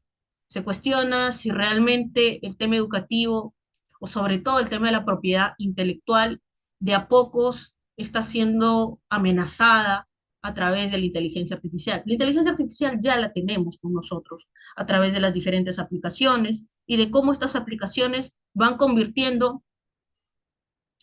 tareas o personas que realizaban estas funciones en obsoletas. La inteligencia artificial es la base a partir de la cual se imitan los procesos de inteligencia humana mediante la creación y aplicación de algoritmos creados en un entorno dinámico de computación. Lo que busca la inteligencia artificial, de alguna manera, es que existan algoritmos, ordenadores, que piensen y actúen como si fueran seres humanos. Ahora, ¿qué consecuencias va a acarrear la inteligencia artificial en el trabajo humano? ¿Qué es lo que está pasando en estos momentos? Este es un informe de inteligencia artificial que pude procesar de aquí algunas ideas. Los países más desarrollados presentan mayores avances tecnológicos y por lo tanto podrán introducir más rápidamente innovaciones y automatizaciones del trabajo. se habla de la necesidad de automatizar procesos, de automatizar el trabajo y de esta manera poder reducir costos. Del mismo modo, un número reducido de empresas con mayor capital serán capaces de introducir y mantener nuevas tecnologías. Todo esto se conduce a la llamada polarización de las tecnologías. Como consecuencia, los países en desarrollo, que es nuestro caso, pueden quedar dependientes de las empresas que trabajan en los países, acá hay un error, en los países desarrollados, aumentando la desigualdad ya existente. Entonces, nosotros también debemos tener una visión de tipo global. Estamos en un mundo globalizado, por lo cual los países desarrollados muchas veces nos marcan la pauta de lo que va a suceder, Hay una tendencia, por ejemplo, en el tema político, de inclinaciones hacia el conservadurismo político, y ya estamos viendo algunas respuestas en América Latina. Entonces, no podemos desligarnos de aquello que pasa en diferentes países, a veces muy lejanos, pero que a la corta y a la larga también van a generar reflejos en nuestro país y en nuestras instituciones. Y la iglesia, nosotros como iglesia, debemos estar preparados para esos cambios y cómo los vamos a afrontar. Algo que también es preocupante en el tema de la inteligencia artificial es el trabajo humano en los adultos mayores. Personas con edad más avanzada y con desconocimiento tecnológico digital pueden ser excluidas del mercado con mayor dificultad de reinserción si no existe una política de adaptación de estos trabajadores. Y esto también involucra a las empresas. Si realmente planifican o establecen políticas sociales de reinserción en el empleo, o también, ¿por qué no decirlo?, políticas públicas a nivel del Estado. ¿De qué manera la inteligencia artificial puede generar algún tipo de afectación a las personas que no dominan la tecnología o que van a ser reemplazados por la tecnología? Y este es el autor que les decía, Yuval Noah Harari. No sé si los humanos podrán sobrevivir a la inteligencia artificial. Creo que va a depender de las armas que nosotros tenemos. Si bien la inteligencia artificial procura tener algún tipo de semejanza o de similitud con la inteligencia humana, la inteligencia artificial es un sistema automatizado y automatizante. El ser humano tiene la capacidad de discernir. El ser humano puede aplicar la ética. Es cierto, quizás la inteligencia artificial puede ser hasta cierto punto objetiva, pero la inteligencia artificial está dirigida o está diseñada, mejor dicho, por el hombre, y el hombre tiene fallas.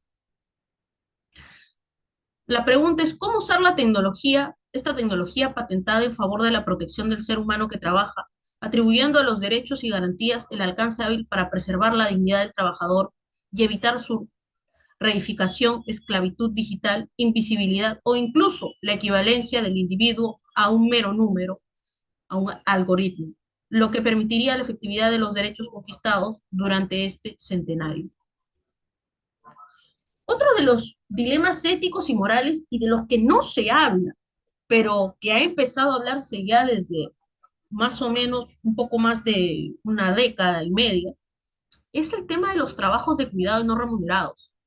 Ustedes habrán escuchado, por ejemplo, una frase cliché: las amas de casa no trabajan, ¿no? Ese es un cliché. Pues bien, cuando decimos las amas de casa no trabajan, estamos hablando de los trabajos de cuidado no remunerados, ¿no? El hacer la limpieza, el cocinar, el lavar, el planchar. Se habla de trabajos de cuidado no remunerados y que no han sido considerados dentro del sistema económico, dentro de la economía. Decían en un libro de una economista inglesa, que es Rathbone, que ¿qué pasaría si se empezara a considerar el trabajo que realizó la mamá de Adam Smith, el padre de la economía moderna, ¿no? Que era la mamá era la que se encargaba de él, de tenerle el desayuno listo, de tenerle la ropa limpia, mientras él solamente escribía. Entonces, esto parece gracioso, pero en realidad ya es un tema que se está discutiendo, ¿no? ¿Cómo nosotros podemos regular el tema de los trabajos de cuidado no remunerados? Hay algunos atisbos al respecto sobre legislación en Argentina sobre los trabajos de cuidado no remunerados. ¿Qué significa trabajo de cuidado y no remunerado? Consiste en la prestación de cuidados por parte de cuidadores no remunerados sin recibir una retribución económica a cambio. Ahora, ustedes dirán, pues lavar, planchar, esto. Aparentemente son acciones que no se ven, pero que contribuyen a la economía, porque contribuyen a las personas que lo hacen y quienes luego desarrollan sus actividades. ¿Qué pasaría si no tuviésemos eh,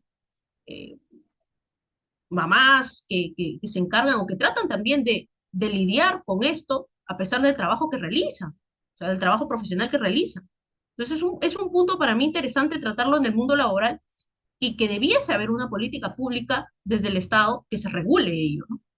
Las prestaciones de cuidado no remuneradas se considera un trabajo, por lo que es una dimensión fundamental del mundo del trabajo y también del mundo económico. Las mujeres dedican más de 30 horas a la semana del trabajo doméstico y los hombres 10. Eso es una estadística de la ONU en el año 2019. ¿Se imaginan lo que puede haber pasado en pandemia? Estas estadísticas pueden haber crecido considerablemente. El grueso de trabajo de cuidados en todo el mundo es realizado por cuidadores y cuidadores no remunerados, en su mayoría mujeres y niñas pertenecientes a grupos socialmente desfavorecidos. El trabajo de cuidado no remunerado es un factor clave para determinar si las mujeres acceden al empleo o no. La pérdida del empleo, el mismo desempleo y los trabajos de cuidado que realizan las mujeres, sobre la base de la inexistencia de políticas que permitan reinsertarlos al empleo o que permitan lidiar este binomio entre el hogar y el trabajo, así como la calidad de los trabajos que ellos desempeñan. Muchas veces como se realizan los trabajos de cuidado no remunerado, el trabajo que luego se consigue, es decir, el trabajo o oficio profesional que se consigue es de menor categoría porque se tiene que hacer los trabajos de cuidado y es difícil poder lidiar con ello. Entonces, ¿cuáles son los trabajos de cuidado no remunerado? El cocinar, el lavar y organizar la ropa, limpiar y mantener el hogar, hacer las compras y administrar los recursos del hogar, cuidar y apoyar a los niños, personas con discapacidad y otras personas adultas dependientes. Es algo que no existe dentro de la cadena de producción, no se ha considerado dentro del mundo económico, no se ha considerado dentro del mundo laboral, pero que es necesario considerarlo para poder tomar decisiones, para poder establecer políticas institucionales, políticas empresariales y políticas de empleo digno desde el Estado.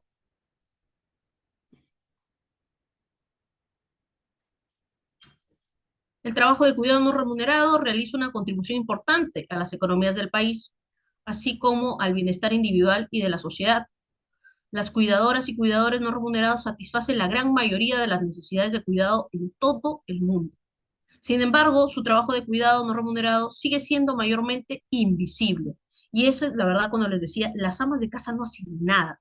Esa es una premisa que se escucha. Pues el trabajo de cuidado no remunerado termina siendo invisible y no se considera, no es reconocido y no se tiene en cuenta para tomar decisiones.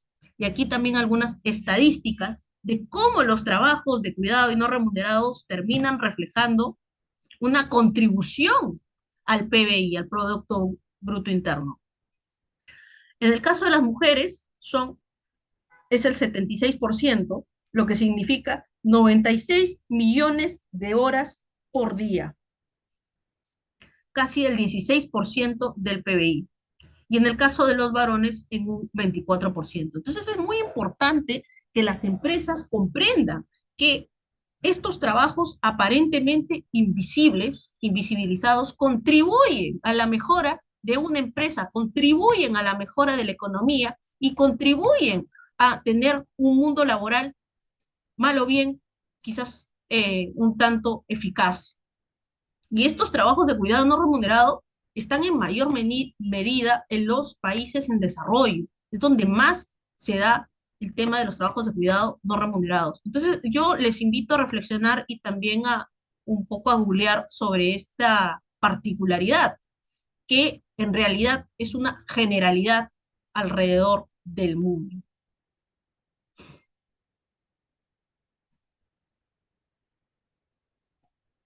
Acá algunas estadísticas sobre los trabajos de cuidado, principalmente en diferentes partes del mundo, en África, en América, ¿no? Como los trabajos de cuidado no remunerado, por ejemplo, en el caso de los estados árabes, de las mujeres, está increciendo, es lógico por la idiosincrasia, porque allí en los estados árabes lo que sucede es que el sistema jurídico y el sistema religioso es uno solo. Por eso cuando ustedes escucharán o verán en las noticias las formas de castigo, es que existe un aval del sistema religioso con el sistema jurídico. Están contrapuestos, es decir, para ellos el sistema religioso es su norma jurídica y su norma social. Por eso es que muchos de las sanciones que se realizan es en función del sistema religioso, porque son uno solo, no es como aquí que derecho canónico por un lado y el derecho común por otro lado, que es el derecho que produce y genera el Estado. La ODEC es un híbrido, es la conjugación del derecho canónico con el derecho común, ¿no? Y ese híbrido en realidad es el que justifica el trabajo de los docentes de educación religiosa a nivel jurídico, ¿no? Y, y bueno, al fin y al cabo, eh, lo que quería demostrarles aquí en este gráfico es cómo los estados, en su mayoría árabes, tienen un gran porcentaje en lo que es trabajos de cuidado no remunerado, en su mayoría de las mujeres. Entonces es un reflejo de lo que está pasando, es una estadística interesante de la OIT y que permite también cuestionarnos si es necesario establecer políticas públicas que hablen o refieran sobre los trabajos de cuidado no remunerados y sobre temas como, por ejemplo, la inteligencia artificial, que si bien existen algunas referencias jurídicas, todavía no hay una regulación propia al respecto. El trabajo y la migración. Nosotros hemos sido eh, partícipes de toda una migración muy fuerte principalmente de Venezuela. Pero el trabajo de los migrantes se ha convertido alrededor del mundo como una regla de explotación laboral, sin ningún tipo de política pública aparentemente que les permita a una reinserción laboral digna. Existen trabajos de carácter social que buscan menguar la problemática de una falta de política migratoria que está dada en nuestro país.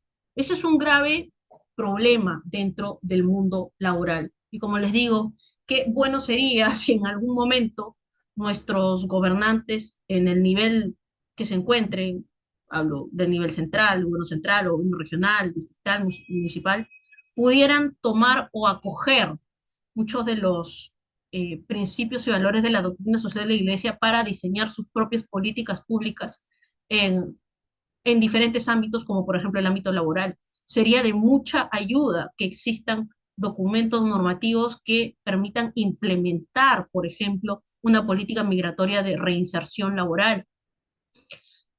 Esta es una referencia a lo que ha analizado Naciones Unidas sobre las relaciones entre trabajo y migración. Los trabajadores y trabajadoras migrantes figuran entre los grupos más perjudicados por las recesiones económicas, en parte porque a menudo se encuentran empleados en sectores como la construcción, que son los que tienden a resultar afectados en primer lugar. Cuando no se tiene una política laboral en materia migratoria, se afecta la economía de un país y se afecta el status quo laboral de las personas que son ciudadanos de ese país. Entonces, la importancia de poder plantear y establecer políticas migratorias de reinserción laboral. Una de las acusaciones más frecuentes que se dirige contra los trabajadores y trabajadoras migrantes es la que aceptan empleo a cambio de salarios inferiores. Y esto es muy cierto. Cuando se habla de migrantes, se refiere a poder conseguir mano de obra barata. Y en un país donde la informalidad crece debido a que no existen políticas públicas que permitan una mejora en los tiempos laborales, genera que los trabajadores migrantes puedan acceder a salarios inferiores, que en realidad no son salarios, sino prácticamente son estipendios que se les otorga para realizar una determinada labor.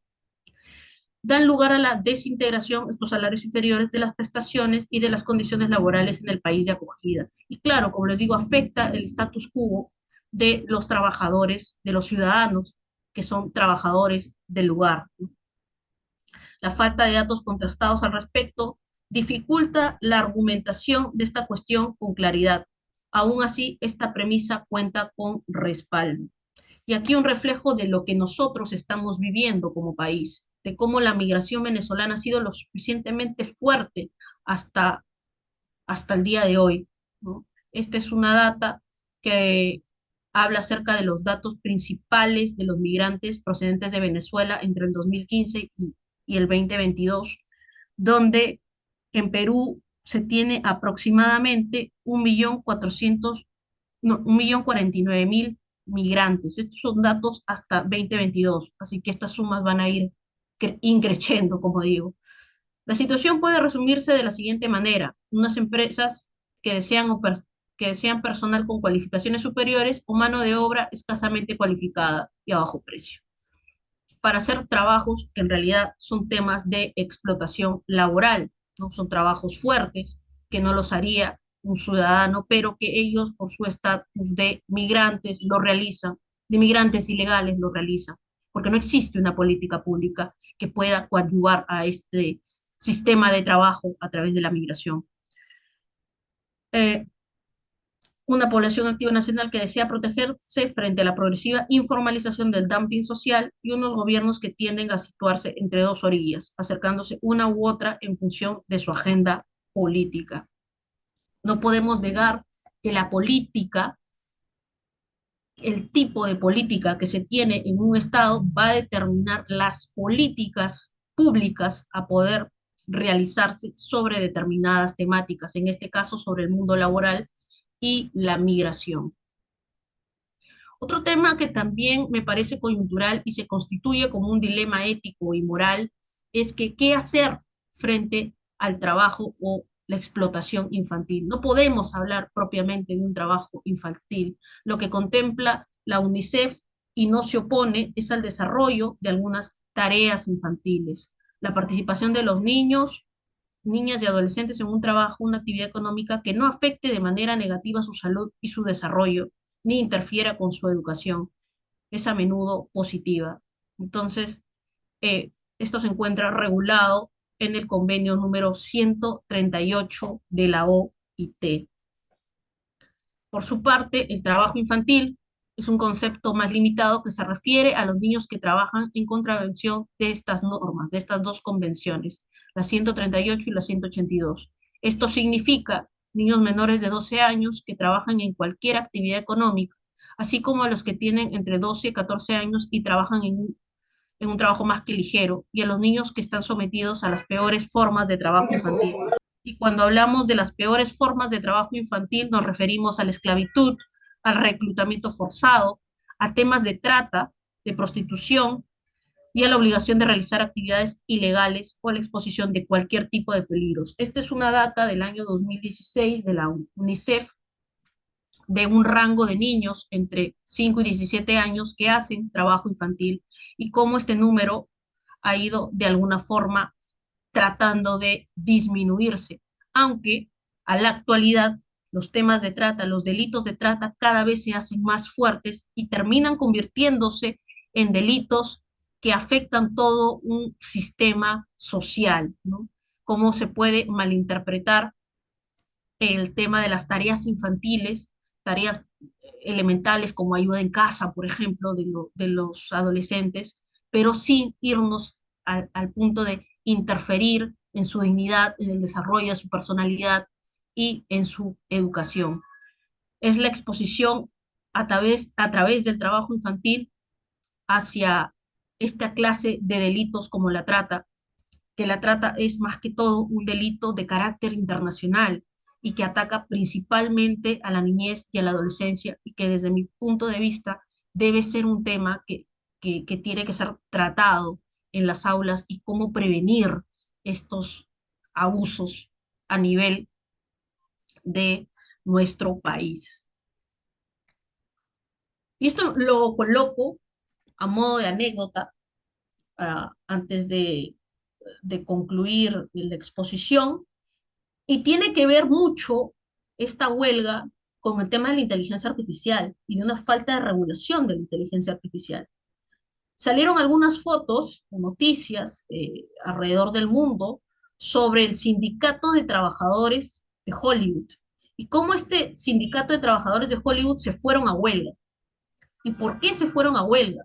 Eso es uno de los puntos que llamó la atención, porque supuestamente cuando nosotros escuchamos el tema de Hollywood o de actores del cine o de las series que ven en diferentes plataformas digitales, nosotros pensamos que son personas que ganan una cantidad de dinero de manera permanente.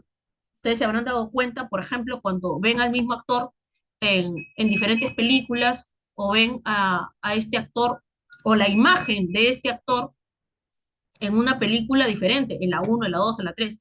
A veces la imagen de ese actor solo se dio en la primera película y no en la segunda. Y utilizan su imagen para las diferentes producciones que puedan realizar. Esto con la ayuda de la inteligencia artificial. Entonces, esto ha sido uno de los reclamos que ha hecho el sindicato de actores de Hollywood y se han ido a huelga. Y no solamente han sido los trabajadores, sino también los guionistas y los productores, porque quienes están infringiendo estas normas, y es que muchas de las películas ya las pueden encontrar en cualquier tipo de plataforma digital, son empresas como, bueno, empresas de plataformas digitales que ustedes a veces también utilizan, yo también utilizo, eh, han podido degradar los derechos de productores, de guionistas y de trabajadores. En ese sentido, el sindicato de Hollywood, que representa unos 160.000 actores de Hollywood, se declaró oficialmente en huelga tras no llegar a un acuerdo con los grandes estudios. Esto significa que actores y guionistas están en huelga simultáneamente por primera vez en más de 60 años, lo que paralizaría la mayoría de producciones de cine y de televisión. Y como yo siempre les he estado mencionando durante toda la exposición, el, el hecho de ser testimonio de vida y de que por esta razón, si no somos testimonio de vida y no nos involucramos como laicos en el mundo, eh, en todos los desafíos que nos presentan las sociedades contemporáneas, en el campo social, en el campo político, en el campo educativo, económico, ecológico, el que ustedes se encuentren inmersos, y siempre es una invitación al involucramiento y a dejar esa forma expectaticia y a veces un tanto de zona de confort en el tema, en cualquiera de estos problemas que nos encontremos inmersos, ¿no? Para eso nos ayuda la doctrina social de la Iglesia, para poder utilizar sus principios y valores y hacer cosas, más allá del rédito económico y más por un tema de evangelización. Yo recordaba, bueno, mejor dicho, las redes sociales me lo recordaban, que hace un año estuve en Suiza, participé en un concurso y este concurso consistía en presentar un proyecto, ¿no? Entonces, mi especialización más fuerte es el tema de ecología, y es un tema que vengo trabajando hace como una década exactamente. Entonces, este proyecto ganó y bueno, la idea era hacer un instituto, o por lo menos es lo que estamos nosotros haciendo.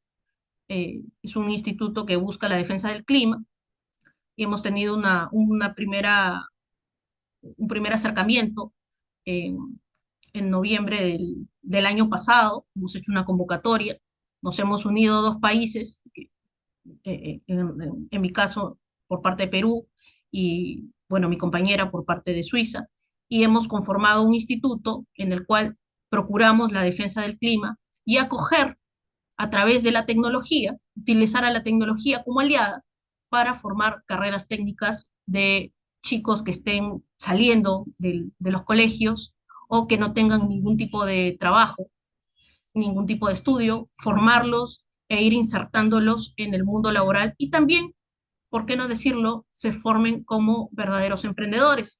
En ese tiempo, en noviembre del año pasado, hicimos una convocatoria y bueno, nuestro tema principal fue el de ser un influencer digital y climático. Entonces, nosotros a través de la tecnología buscamos convocar a estos chicos y ya tenemos un grupo pequeño que estamos formando en esa línea, ¿no?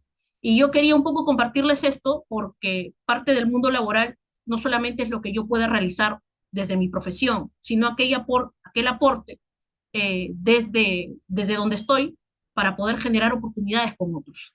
Entonces, esa es un poco mi conclusión final, que es, si no somos testimonio de vida, si solamente colocamos o leemos la doctrina social de la Iglesia y no la colocamos en práctica, eh, no estamos viviendo nuestra fe y no estamos evangelizando. Ustedes son maestros de educación religiosa, tienen una oportunidad maravillosa en poder evangelizar y en poder hacer que los niños y los adolescentes conozcan a Cristo.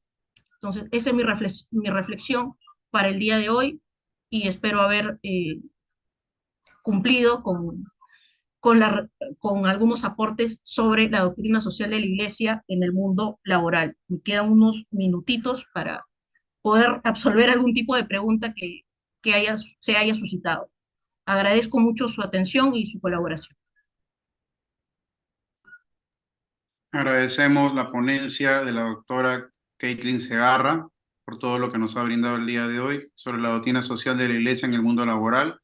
Si hubiese hasta antes del 1:45 alguna pregunta o consulta. Había una pregunta, doctora, que planteó Pedro Hipólito. Un profesor que se niega a dar el examen de contrato docente requisito del Minedu, ¿debería seguir trabajando en una ODEC? ¿Se debe respetar su derecho al trabajo por sobre encima del bien de sus estudiantes? Es un dilema ético y me ha gustado que me lo hayan preguntado. Muchas gracias.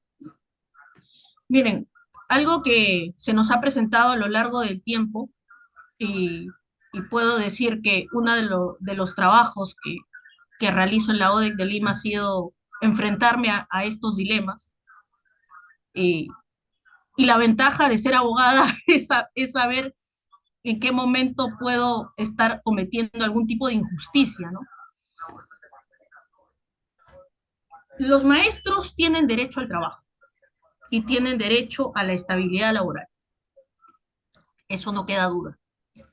Sin embargo, ese derecho al trabajo no puede estar por encima del bienestar de los estudiantes. Porque no se olviden que ustedes, su labor, su función es de evangelización. Y considero que en esa confianza que el obispo o quien hace las veces del obispo, la dirección, quien está encargado, al darles la carta propuesta, lo que buscan es la aptitud pedagógica también, y que sean testimonio de vida. Y los requisitos que pide el Minedu, mal o bien, son estándares que la legislación ordinaria nos plantea. No significa que como yo tengo el Código de Derecho Canónico y a mí me avala que el obispo me tiene que dar la carta, yo no me circunscriba a los requisitos que el ministerio me pide y me solicita. Eso es lo correcto, circunscribirme a los requisitos que el Minedu me está solicitando. Allí donde los requisitos del Minedu, que no es el caso, tengo entendido, según la norma de contratación docente, no es el caso, vayan en contra de la enseñanza de educación religiosa, ahí yo podría oponerme. Si van en contra del concordato, por ejemplo, que a un docente de educación religiosa le digan que no, que tiene que enseñar otra área, que no es educación religiosa, tiene que enseñar tutoría. Ingresaste como educación religiosa, pero tienes que enseñar tutoría. Eso es ir en contra del concordato. Porque a ti te están confiando que evangelices en esas horas que te están otorgando para ser profesor de educación religiosa. Así que el profesor de educación religiosa que tiene la carta propuesta de una ODEC tiene que seguir los requisitos que te exige el Código de Derecho Canónico, el Concordato y el Ministerio de Educación. Quizás puedan haber excepciones o salvedades, dependerá del caso en concreto, pero esa es mi opinión desde un punto de vista de la doctrina social de la Iglesia y desde un punto de vista jurídico. Gracias, doctora. Hay una preguntita más de Pablo Ceballos Delgado. ¿Cómo tener un desarrollo digno para todas las personas y familias si la mayoría de países pobres exportan sus riquezas y se benefician solo del 3% de las ganancias y el 97% se lo llevan los grandes capitales o potencias del mundo? Claro, es un problema que también depende mucho del modelo económico en el cual nosotros nos encontremos inmersos. Yo les decía existen desafíos que en su momento se pensaron que eran locales, pero que de a poco se fueron globalizando. Y les mencionaba el tema de la guerra por el tema de la exportación también. Hay una exportación muy fuerte en estos momentos porque no existe una escasez alimentaria allí donde se están produciendo estos conflictos. También existen políticas públicas que de alguna forma han incentivado el tema de la exportación, pero sin generar determinados límites. Y esto afecta también el tema laboral, el tema económico, el tema social, el tema alimentario. Lo que yo propongo es que desde el Estado, desde la empresa y desde la sociedad civil se inicien o empiecen a insertar políticas públicas o propuestas de emprendimientos que promuevan, por ejemplo, la agricultura familiar o la agroecología o las empresas sociales. Creo que esas son alternativas válidas que sí se encuentran en nuestra legislación y que pueden iniciarse como soluciones a corto o mediano plazo para estas problemáticas. Gracias, doctora. Y hay una última inquietud a modo de casuística, ¿no? Y un docente, ¿no? Que de repente no va a un retiro, una capacitación por temas económicos, ¿le pueden negar el nombramiento a pesar de haber aprobado el examen de nombramiento? Me están poniendo en una situación crítica. Yo creo que aquí está mi correo y está mi celular. Eh, es que depende también, miren, algo que yo voy a dejar muy claro son dos cosas. El ministerio tiene sus reglas, el Código de Derecho Canónico plantea reglas, el concordato plantea reglas. Lo ideal es que las oficinas de educación católica sigan estas reglas y planteen procedimientos claros que permitan dilucidar este tipo de situaciones. Esa es un poco mi alternativa, porque también va a depender, yo entiendo, en los profesores de educación religiosa, depende también de los informes que emiten los coordinadores. Entonces, quizás en alguno de esos informes está este tema de los retiros y ello, ¿no? Creo que la manera de dilucidar estos casos, en general, es con procedimientos claros, ¿no? Y con comunicaciones claras en su momento, ¿no? Oportuno. Gracias, doctora.